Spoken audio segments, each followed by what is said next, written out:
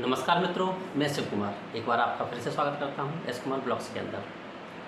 तो जैसा कि दोस्तों हम चर्चा कर रहे थे वैश्विक राजनीति की, तो आज आपने देखा ब्रिटेन की जो प्रधानमंत्री हैं, जो अभी अभी नई प्रधानमंत्री बनी थी, भावी प्रधानमंत्री बनने जा रही थी, कुछ ही दिनों में उन्होंने अपनी पार्टी से इस्तीफ़ा दे दिया है, अपने प्रधानमंत्री पद से इस्तीफ़ा दे दिया है। तो आज ब्रिटेन की ये हालत हो गई है कि उन्हें कोई ऐसा व्यक्ति नहीं मिल रहा जो कि उनके देश को चला सके। एक मजबूत लीडरशिप की कमी नज़र आ रही है देश के अंदर, ब्रिटेन जैसे देश के अंदर, जो कि अपने आप को बहुत ही सर्वशक्तिमान मानते हैं, अपने आप को बहुत ही पढ़ा लिखा मानते हैं, लेकिन आज उनके यहाँ ऐसा कोई व्यक्ति नहीं है जो उनके देश को आने वाले क्राइसिस से बचा सके। सोचिए, प्रधानमंत्री जो कि निष्पक्ष बनी थी, एक तरफा जीत से बनी थी, वो खुद इस्तीफ़ा दे गई। क्यों? क्योंकि उनके नीतिकार, उनके सलाहकार ऐसे थे जिन्होंने उन्हें सलाहें दी, वो सारी उल्टी पड़ गई। एक के बाद एक फैसले, पहले उन्होंने फैसले लिए, फिर उनको सबको विड्रॉ करना पड़ा थी दूसरे कंट्रियों के खिलाफ, खासकर भारत के लिए ये भी उन पर कुछ ना कुछ भारी पड़ी है। एक तो इन्होंने बोरिस जॉनसन, उन्होंने इंडिया के साथ में जो फ्री ट्रेड एग्रीमेंट के लिए साइन करने के लिए बात कही थी, वो प्रोसेस आगे चल रही थी, लेकिन जब से ये बनी है, मेरे को इसके पीछे एक कारण और आता है कि इंडिया से इनका चिढ़ना लाजमी इसलिए था क्योंकि इनका कैंडिडेट था वो ऋषि सुनक जी। और पहली बार ब्रिटेन के अंदर ऐसा हुआ है कि कोई इंडियंस मीन्स कोई फर्स्ट टाइम प्रधानमंत्री सबसे कम वोटों से जीता है। पहले ये बहुत मार्जिन से जीतते थे, लेकिन इस बार बहुत ही कम मार्जिन से जीते हैं। तो लिस्ट, इसका नाम इस लिस्ट में भी लिख जाएगा कि सबसे कम मार्जिन से जीतने वाली ब्रिटेन की प्रधानमंत्री थी। और वो किसके अपोजिट, उनके अपोजिट कौन था? वो एक इंडियन था। तो इंडियंस के जो ऋषि सुनक को पहली बात तो इन्होंने कैबिनेट के अंदर नहीं लिया। दूसरी चीज़, उन्हीं को इन्होंने टारगेट करके जो इंडियंस को टारगेट किया था, और उसका खामियाजा इनके गृह मंत्री को भुगतना पड़ा, जो उन्होंने बयान दिया था। अब वो अपनी सफाई दे रही हैं कि हमने सरकार की कुछ नीतियाँ होती हैं, कुछ काम करने के तरीके होते हैं जिनको हमने फॉलो नहीं किया, और इसलिए हमने अपने इस्तीफे से, अपने पद से इस्तीफ़ा दे दिया। तो ऐसा कभी होता है क्या यार? मजाक की भी एक हद होती है। आप इसलिए अपने पद से इस्तीफ़ा दे रहे कि आपने कोई एक लेटर था वो न्यूज़ में जारी कर दिया, क्या वो इतना कॉन्फिडेंस तो नहीं था कि आप अपने पद से इस्तीफ़ा दे दो? आपसे किसी ने इस्तीफ़ा मांगा तो नहीं, उस चीज़ पे कोई चर्चा तो नहीं चली, हमने तो कोई चर्चा नहीं सुनी। ये तो सिर्फ बहाने होते हैं बचाव से बचने के लिए, ये कोई रास्ता ढूंढ लिया। क्योंकि अगर ये गृह मंत्री रहती और किसी ना किसी मीडिया पे जाती, तो वहाँ फिर से क्वेश्चन खड़े होते कि आपने, और ये जब तक क्वेश्चन चलते रहते, जब तक ये गृह मंत्री रहती, तो सवालों के जवाब, जो सवाल सच होते हैं और कड़वे होते हैं, उनके जवाब हर कोई नहीं दे पाता है। इन्होंने अपने जो कहना था इन्होंने कहा, और मेरा जो मानना ये है कि इनका और लिज ट्रस का जो भी इनकी थिंकिंग है, सोच है एक इंडियंस के प्रति, वो इन्होंने अपने विचारों के अंदर जाहिर की थी। अब इनके विचार ऐसे हैं तो इंडियंस के लिए क्या काम करते हैं? अब कहो तो फ्री ट्रेड एग्रीमेंट इंडियंस किस शर्तों पे साइन करें? ये चाहते थे कि इंडिया अपने मार्केट तो इनके लिए खोल दे, इनकी वस्तुएं तो इंडिया में आकर के बिके, लेकिन इंडियंस को ये आने नहीं देना चाहते थे। आप एक बात बताइए, किसी देश में आप जा रहे हो, वीज़ा लेके जा रहे हो, अगर एक्सपायर वीज़ा हो रहा है तो आप उस चीज़ को कंट्रोल कीजिए ना। आपके पास किस चीज़ की इतनी बड़ी, जो आप सरकार चला रहे हो, एक देश चला रहे हो, इतनी बड़ी इंटेलिजेंस आपके पास रहती है। ब्रिटेन की इंटेलिजेंस MI5 कहलाती है, MI6। तो आप बताइए काय की MI6, जो आप कंप्यूटराइज रिकॉर्ड रहते हैं दूसरे देशों से जो आते हैं, वो फॉरनर आपके यहाँ ज़्यादा रुकते हैं। इंडियंस बहुत कम ऐसे इंडियंस हैं जो कि वहाँ पर रुकते हैं वीज़ा समाप्त होने के बाद। लेकिन अगर उनका वीज़ा समाप्त हो भी जाता है, वो रुकते हैं, तो ज़्यादा से ज़्यादा लोग तो ऐसे हैं जो रिन्यू करवाते हैं। बहुत ही कम लोग ऐसे बचते हैं जो कि वीज़ा समाप्त होने के बाद रिन्यू नहीं करवाती, या उनकी कुछ परिस्थितियाँ ऐसी हो जाती होंगी जिस वजह से। कि भला कौन इंसान अगर वहाँ पर रह के पैसे कमा रहा है तो पैसा देकर वीज़ा कैसे रिन्यू करवा सकता है ना? क्या ज़रूरत है जो वीज़ा रिन्यू ना करवाए, आगे चल करके फिर दिक्कत खड़ी हो जाए। अब इसी के जवाब में जो उन्होंने जवाब दिया था कि इंडियंस यहाँ पे सर्वाइव कर रहे हैं, उन्हीं के देश में दूसरी पार्टी के लोगों ने या किसी ने भी, किसी अच्छे एक व्यक्ति ने उनका डेटा दिया है और सर्वे दिया। उन्होंने बोला है कि अगर इंडियंस को आप इस तरह से कह रहे हो, तो उन्होंने बताया कि कितने इंडियंस हैं जो रहते हैं बिना वीज़ा के। और दूसरी चीज़ उन्होंने ये बताया है कि अगर इंडियंस ब्रिटेन छोड़ के चले गए तो इनका जो हेल्थ सेक्टर है वो पूरी तरह से कोलैप्स कर जाएगा। और अगर किसी कंट्री का हेल्थ सेक्टर कोलैप्स करने का मतलब समझते हैं, उस कंट्री के अंदर इतनी महामारी, बीमारियां फैलेंगी, उन्हें कंट्रोल करना मुश्किल हो जाएगा। क्योंकि लोगों का जब इलाज ही नहीं होगा तो क्या किया जाएगा? कोरोना के समय क्या हुआ था देशों में, सबसे ज़्यादा उन्हीं देशों में मौत हुई थी जहाँ पे हेल्थ सेक्टर नहीं था। तो सोचिए कोई भी सेक्टर एक साथ खड़ा नहीं होता, स्किल्ड लोग इतनी जल्दी कहीं नहीं मिलते अगर इंडियंस वहाँ से चलाए। इसका मतलब ये होता है कि वहाँ का हेल्थ सेक्टर पूरी तरह से इंडिया के कंट्रोल में है। अगर सारे इंडियंस वहाँ से चले आए तो उनका हेल्थ सेक्टर इस कदर गिरेगा कि ये उसे दोबारा खड़ा नहीं कर पाएंगे, सदियाँ निकल जाएंगी उसे खड़ा करने के लिए। कहाँ से लाएंगे ये? इतने सारे डॉक्टर होते हैं, नर्सेस होते हैं, कितना स्टाफ होता है हॉस्पिटल के अंदर, और एक से एक एक्सपर्ट कहाँ से लेके आएंगे? कौन कंट्री देगा? किसी कंट्री हेल्थ स्ट्रक्चर तो हर कंट्री के अंदर मतलब इतना अच्छा नहीं है, डेवलप्ड है लेकिन इतना नहीं है कि 100% हो। किसी देश में ऐसा होता है कि भैया 1000 मरीजों पर 2 बेड हैं, तो किसी देश में ऐसा होता है कि 1000 मरीज पर हम 10 बेड दे सकते हैं। तो जो 10 बेड वाला है उसे अच्छा मान लिया जाता है, जो 2 बेड वाला है उसे ख़राब मान लिया जाता है। लेकिन जब डॉक्टर सी नहीं होंगे तो बेड क्या करेंगे? बेड दवा थोड़ी देते हैं, दवा तो डॉक्टर देते हैं। तो इस बात से इनकी मानसिकता जाहिर होती है कि ये इंडियंस के बारे में इनके क्या विचार थे। और सारी खुन्नस इन्हें इसी जो मुझे दिख रहा है, मुझे लग रहा है सारी खुन्नस इनकी ऋषि सुनक के लिए थी। ना तो उन्होंने कैबिनेट के अंदर जगह दी उस बंदे को जो प्राइम मिनिस्टर के लिए रेस में लड़ रहा था।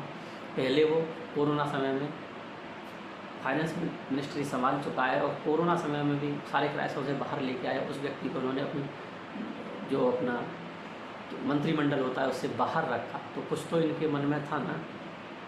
ऋषि सुनक ने हालांकि हारने के बाद में इन्हें बधाई भी दी थी, लेकिन इन्होंने उनसे बात तक नहीं की थी। आपने वीडियो देखा होगा, इंटरनेट पर खूब वायरल हुआ है। तो ये लोग अपने आप को बहुत बड़ा इंटेलेक्चुअल और वो दिखाते हैं कि हम वाइट रेस हैं, हम महान हैं, हमारी कोई मुकाबला नहीं कर सकता, लेकिन अकल इनकी बिल्कुल जीरो है। जो मुझे दिख रहा है, जो मेरी समझ में आया, हमारे इंडिया में कहते हैं कि अगर दुश्मनी जम के करो लेकिन गुंजाइश रहे कि जब कभी दोस्त बने तो शर्मिंदा ना होना पड़े।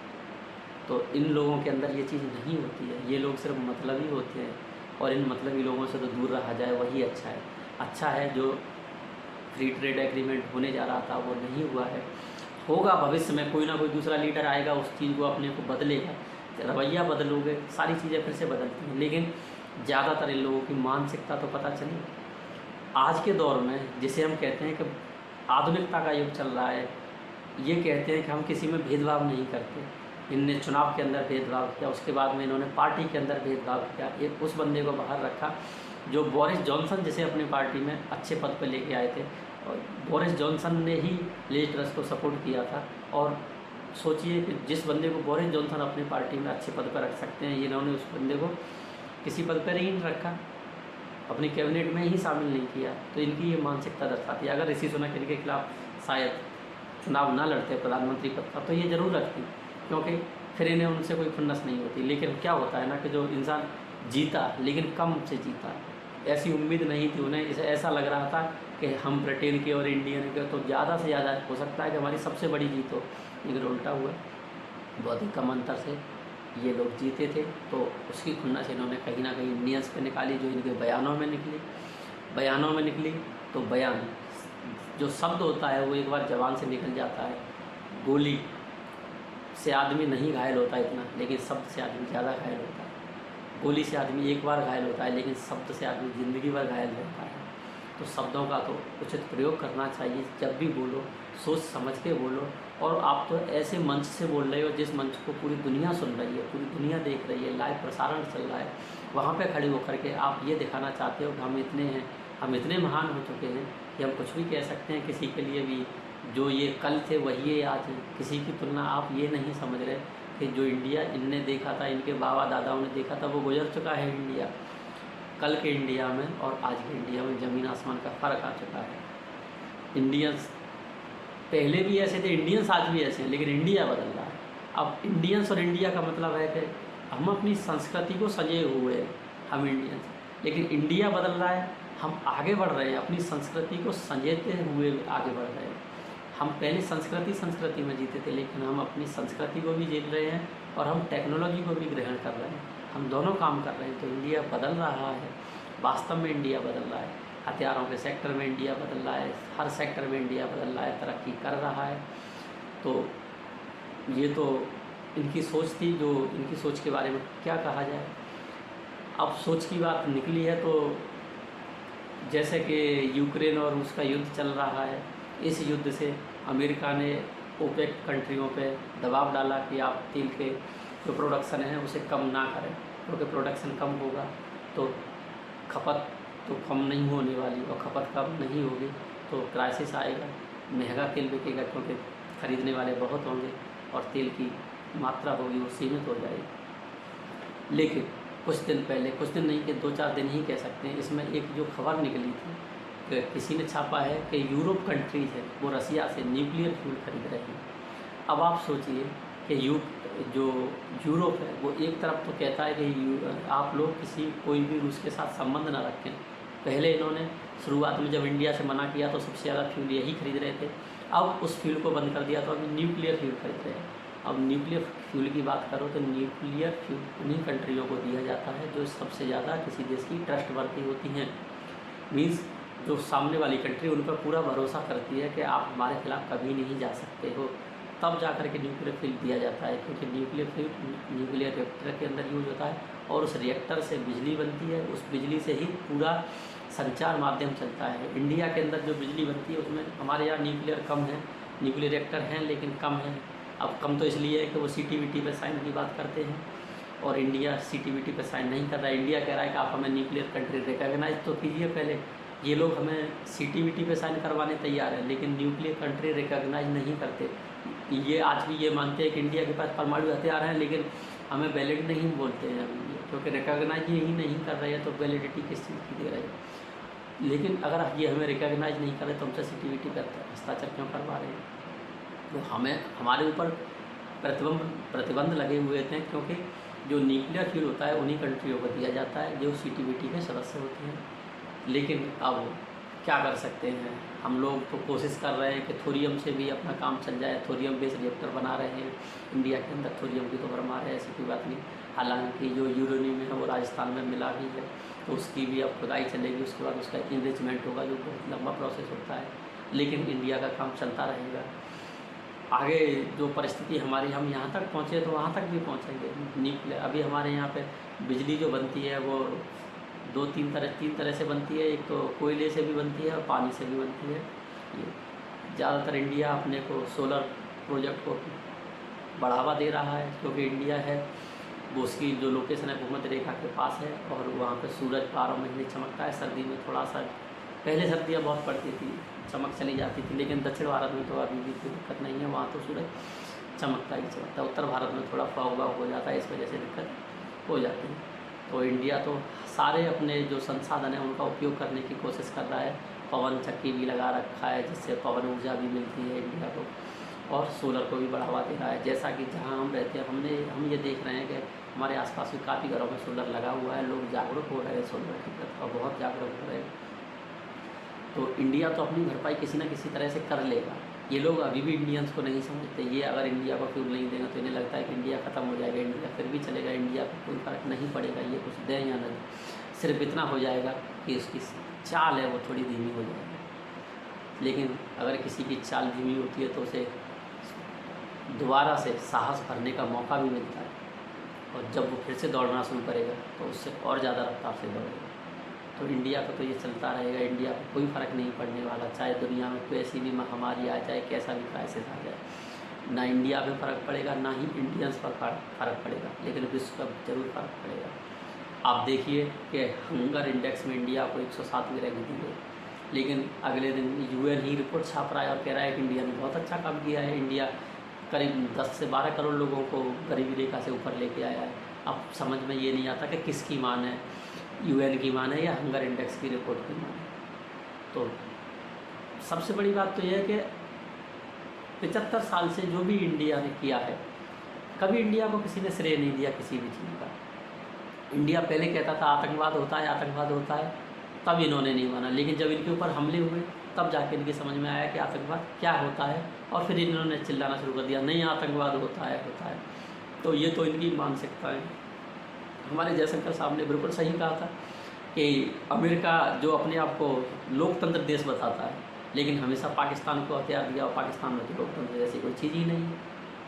अगर लोकतंत्र जैसी चीज़ नहीं थी तो अमेरिका जो कि एक लोकतंत्र देश होकर के राजतंत्र वाले देश को सपोर्ट क्यों कर रहा था अब तक? जयशंकर जी से पूछा गया कि आप जो रूसी हथियार यूज करते हैं क्यों करते हो, अमेरिकन क्यों नहीं करते। उन्होंने बहुत अच्छा जवाब दिया, इन्होंने हमें कभी हथियार दिए ही नहीं, ये तो पाकिस्तान को हथियार देना चाहते थे, पाकिस्तान को दिए इन्होंने, ये तो हमें घेरना चाहते थे।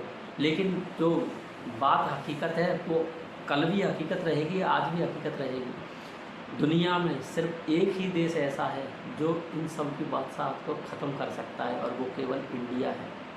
चाइना को इसलिए नहीं ये पनप देने दे देंगे कि क्योंकि चाइना में एक तो राजतंत्र है, दूसरा चाइना की सारी बातें बाहर नहीं निकल के आती हैं, और तीसरी चाइनीज चीज़ों पर भरोसा नहीं किया जा सकता, कब ख़त्म हो जाए, चले तो चांद तक नहीं तो शाम तक, सबको पता है और सब जानते हैं। तो इंडिया पे लोग ट्रस्ट करते हैं, इंडियंस पर भी लोग ट्रस्ट करते हैं। जो दूसरी कंट्रियाँ हैं उनका ट्रस्ट इंडिया पर जिस हिसाब से चल रहा है, बढ़ रहा है, बहुत सी कंट्रियाँ आजकल इंडिया को देख रही हैं और सुन रही हैं, हमारे प्रधानमंत्री जी को सुन रही हैं, हमारे विदेश मंत्री जी को सुन रही हैं। तो इससे जो वैश्विक परिवर्तन हो रहा है, आगे चल कर के ये इंडिया एक ऐसा देश बनेगा जो कि विश्व का नेतृत्व करेगा। इंडिया निस्वार्थ भाव से काम कर रहा है, इंडिया का कोई स्वार्थ नहीं है, चाहे वो अफ्रीकी कंट्रियों में जाए, वहाँ पर जाकर के इंफ्रास्ट्रक्चर डेवलप करे या किसी और काम को करे, जो भी करे, अपनी कंपनी सेटलमेंट करे, हम किसी से उनका नाजायज़ फ़ायदा नहीं उठाते हैं। हम ये देखते हैं कि इनका काम चल जाए, हमारा कम से कम में चल जाएगा, हमें कोई दिक्कत नहीं है। अगर इंडियंस के घर में कोई आता है और अगर कोई खाना खाने के लिए बैठे उसके पास 2 रोटी है तो वो आधी आधी शेयर कर लेता है कि चलो ये तुम खा लो, ये हम खा लेते हैं, काम चल जाएगा। अगर उसे लगेगी कि नहीं इसे 2 की ज़रूरत है तो वो 2 भी दे देता है, खुद भूखा रह लेता है। तो ये तो इंडियंस होते हैं, दुनिया में कोई ऐसा नहीं है, कोई कंट्री ऐसी नहीं है जो इस तरह का संस्कृति रखती हो। दूसरी जगह पर सबसे पहले होता है तो पहले हम उसके बाद में हम। इंडिया में पहले आप उसके बाद में हम, दोनों चीज़ों में अंतर होता है। तो आज के लिए इतना ही, जो मैंने कहा है उस चीज़ को आप सोचना और विचार करना और अपने विचार आप रखिएगा और मेरे चैनल को सपोर्ट कीजिएगा। धन्यवाद, नमस्कार।